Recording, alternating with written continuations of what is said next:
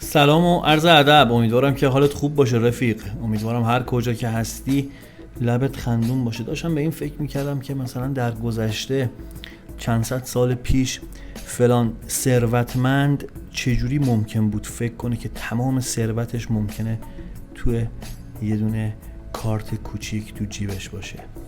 در گذشته مثلا مردم چجوری میتونستن تصور کنن که ممکنه آب خنک رو بتونن بنوشن از طریق مثلا یه دستگاهی مثلا به اسم آب سرد کن.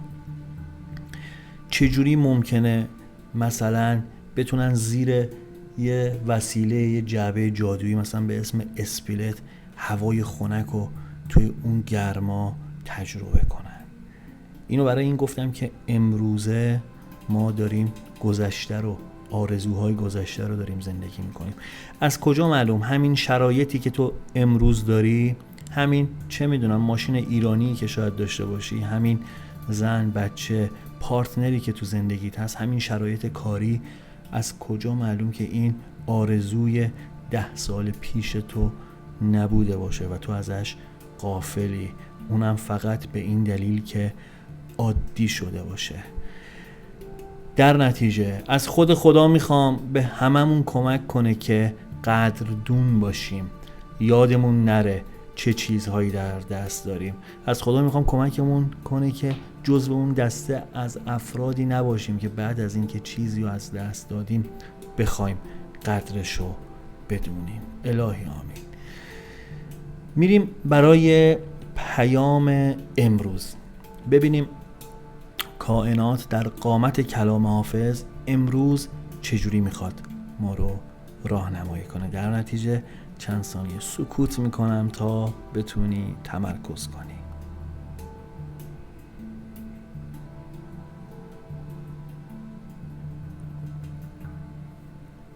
خب اگر آماده ای بشنویم غزل امروزمون. صلاح از ما چه میجویی که مستان را صلا گفتیم، به دور نرگس مستت سلامت را دعا گفتیم.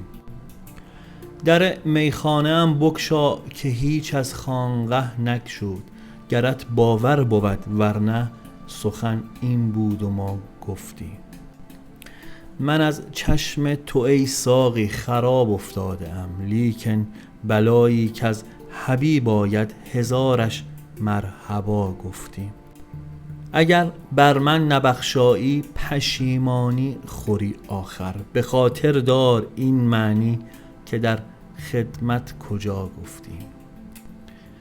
قدت گفتم که شمشاد است، بس خجلت به بار آورد، که این نسبت چرا کردیم و این بهتان چرا گفتیم.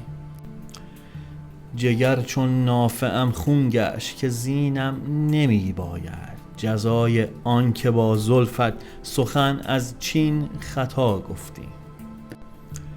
تو آتش گشته ای حافظ ولی با یار در نگرفت، ز بد عهدی گلگویی حکایت با صبا گفتیم. بریم با هم سراغ تعبیر و تفسیر این 7 بیتی از حافظ شیرازی.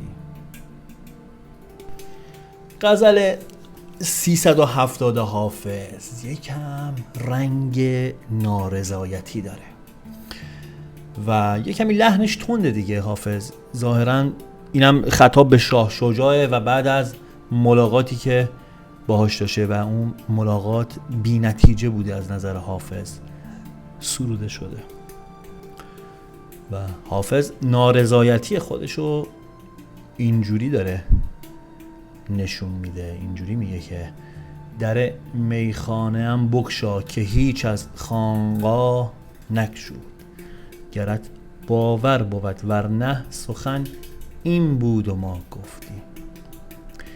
میگه که در میکده ها رو باز کنید، چون که توی عبادت ها هیچ گری از کار من باز نشد. میگه این عین واقعیته. اون چیزی که باید انتظارشو میداشتم توی خانقاه برای من رقم بخوره رقم نخورد. میگه حالا از ما گفتن، لپ کلام همینه که دارم میگم و دارم با تو در میونش میذارم. اگر بر من نبخشایی پشیمانی خوری آخر، به خاطر دار این معنی که در خدمت کجا گفتی. میگه اگر منو نبخشی عاقبت پشیمون میشی و افسوس میکنی. میگه یادت باشه که اینو من دارم بهت میگم، این خط، این نشون. و هرچی جلوتر میریم قضیه یکم بیخ پیدا میکنه. توی بیت 5 که حافظ میگه قدت گفتم که شمشاد است، بس خجالت به بار آورد. که این نسبت چرا کردیم؟ این بهتان چرا گفتیم؟ میگه قامت رعنای تو رو من به شمشاد تشبیه کردم و این تشبیه باعث شرمندگی شده. ناروا گفتم، اشتباه کردم. انگار یه کاری برای یکی انجام میدی بعد میگی بشکن این دست که نمک نداره. این مصداق بارزش همینجاست. و چقدر شیرین تو بیت 7 میگه که تو آتش گشتی ای حافظ ولی با یار در نگرفت، ز بد عهدی گل گویی حکایت با صبا گفتی. رو میکنه به خودش، میگه حافظ تو مثل آتش سوزان شدی، خودتو به هر آب و آتیشی زدی اما در یار اثر نکرد. دیدی بعضی موقع خیلی تلاش میکنی برای انجام کاری، برای مخصوصا برگردوندن یک یاری دوباره تو زندگیت، کسی که رفته. حالا با خوب و بدش کار ندارم، خیلی مثال عامیانه دارم میزنم، گرچه که این غزل از بعدی عرفانی بهش نگاه کنی و در ادامه خواهیم گفت، ولی مثالش اینجا جالبه، به دل میشینه. دیدی میخوای یکی رو برگردونی، پشیمون شدی از رفتنش، از کرده خودت پشیمونی. میگه خودتو به آب و آتیش زدی ولی در یار اثر نکرد. دقیقاً مثل این که از بیوفایی گل بری در گوش باد سخن بگی. وقتی که خزون میشه و گل میره از حال و روز زندگی و تو بیای از اون فراغ توی گوش باد سخن بگی، دقیقا مثل آب در هاون کوبیدن میمونه. ولی بیا بریم ببینیم که چی دستگیرمون میشه امروز. برای امروز من و تو چی داره؟ مگه میشه صحبت از غزل حافظ باشه و تو هم آماده باشی برای شنیدنش، گاردت باز باشه و جواب و سخن کائناتو درش پیدا نکنی؟ با من در ادامه همراه باش. پیام امروز اینو میخواد بهت بگه که میگه همفکری و مشورت با دیگران میتونه آینده‌ای درخشان رو برات رقم بزنه. خب شاید خیلی نگاه سطحی فکر کنی باشه به این موضوع که خب معلومه مثلا مشورت کردن چیز مهمیه، ولی واقعا اون فرایندی که توی مشورت کردن رخ میده رو اگر بدونی به چه صورته، میدونم تلاشم اینه که یه جوری بگم که قلاب بشه گوش ذهنت، که بعضی موقع که ذهن قفل شده، بعضی موقع میبینی توی یک تله آدم گیر میکنه، توی یک انتظاری میریم، به خودت میای 2 روز 3 روز یک فکری رو داری حمل میکنی، یک مشکلی رو داری با خودت یدک میکشی، ولی وقتی که حل میشه بعد میگی آخیش راحت شدم. ولی بعضی موقع لازم نیست 2 روز 3 روز، یه مدت این فکر رو حمل کرد، میشه خیلی راحت تر هم زندگی کرد. زمانی که با یکی مشورت میکنی یک سری از اتفاقات برات باز میشه، درگیری ذهنی داری، گره ذهنی داری. موقعی که برای یه نفر دیگه تعریفش میکنی مجبوری که اونو به شکلی واقعی تعریفش کنی. چرا؟ چون میترسی که مورد قضاوت اون شنونده قرار بگیری. وقتی که میای به صورت واقعی تعریفش میکنی اون چیزی که هست یا نزدیک به اون چیزی که هست، میبینی که قضیه خیلی هم پیچیده نیست. ولی چون توی ذهن خودت نگرش داشتی بهش شاخ و برگ دادی و میبینی از کاه کوه ساختی.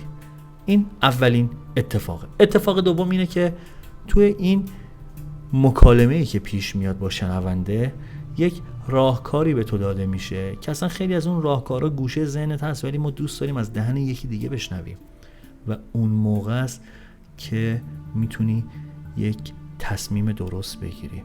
حداقلش هم اگر کاری نکنی اون اتفاق با یک فیلتر از سوی ذهنت عبور کرده و یکم سبکتر شده. پیام امروز منظورش همینه. میگه همفکری و مشورت باعث این میشه که آینده برات روشن‌تر بشه، مسیر برات واضح تر بشه. پس اصل مشورت کردن رو توی زندگیت رعایت کن. پیام میگه که دعای سلامتی همیشه با تو همراهست و تو ایمن هستی. ازت میخواد که در همه حال حواست به دیگران باشه، در حد توانت بهشون کمک کن. کمک مالی نیست، بارها گفتیم. یک نظر کن به یک نفر، تو چشاش نگاه کن، دستشو بگیر و بذار بفهمه که داره درکش میکنیم. امروز صبح داشتم با یک دوستی صحبت میکردم، متاسفانه داشت خبر فوت شدن پسرمشو تعریف میکرد که تو جاده تصادف میکنه، یک جوان 35-6 ساله. توی اون چند دقیقه‌ای که داشتم شنونده اون دوستم بودم که داشت ماجرا رو میگفت، بعد داشت از مراسم خاکسپاری میگفت، بعد داشت تشریح میکرد که شرایط به چه صورت بوده و چجوری گذشته. تو همون لحظه پی به بی‌ارزشی این دنیا بردم. صحبتاش که داشتم اون میشد بهش گفتم واقعا چقدر ماها درگیر یک سری از موضوعاتی هستیم، درگیر مسائل مالی، هرس خوردن، مشکلات خانوادگی بی ارزش، ولی مثلا توی یک چشم به هم زدن، توی یک اتفاق میبینی که ممکنه طرف مثلا جونشو از دست بده و دیگه نباشه. نمیخوام اینو بگم خاطرتون مکدر بشه، فقط اینو میخوام بگم که یکم به خودمون بیایم. واقعا در طی روز درگیر چه مسائلی هستیم؟ پی ببر به این جهان هستی که از روزی که اومده که معلوم نیست چه جوری بوده تا جایی که داره میره، یک قسمت ناچیزیش ما پا توی این جهان هستی گذاشتیم و مهمونش هستیم و میخوایم بریم. دیدی بعضی موقع وارد یک سفری میشی، وارد یک توری میشی، وارد یک هتلی میشی، چند روزی اونجا مهمان هستی، حالا مشابه اون، و سعی میکنی که توی اون تایمی که داری بهترین استفاده رو ببری تو اون شرایط، بهت خوش بگذره. این مصداق همین زندگی کردنه. خیلی از ما درگیر خیلی از عادتها، درگیر یک سری از روزمرگی ها شدیم. یکم به این موضوع بعداً فکر کن. در ادامه پیام میگه که مواظب صحبت کردنت باش که یه وقتی بهت ضرر وارد نشه، یه وقتی خسارت نخوری. خیلی از مواقع ما با صحبت کردنمون خسارت میزنیم به دیگران. پیام ازت میخواد که از لحظه لحظه زندگیت استفاده کنی، بدون که وقت طلاست. اگر جایی حق با توه، حرف درست رو تو داری میزنی، ولی در نفر مقابلت اثر نمیکنه، نگران و غمگین نباش. تو تلاش تو کردی، سهم و نقش تو انجام دادی. تقصیر از کلام تو نیست، تقصیر دل سخت اونه. براش دعا کن. موقعی که حضور نداره براش دعا کن، معجزه رخ میده. این بود پیام امروز. امیدوارم که این پیام فارغ از اون نیتی که داشتی یه جایی گوشه ذهنت قلاب بشه. شاید یه روزی در یک برهه‌ای سر یک بزنگاهی اون تصمیم درست رو بگیری. پوینده باشی و پایدار.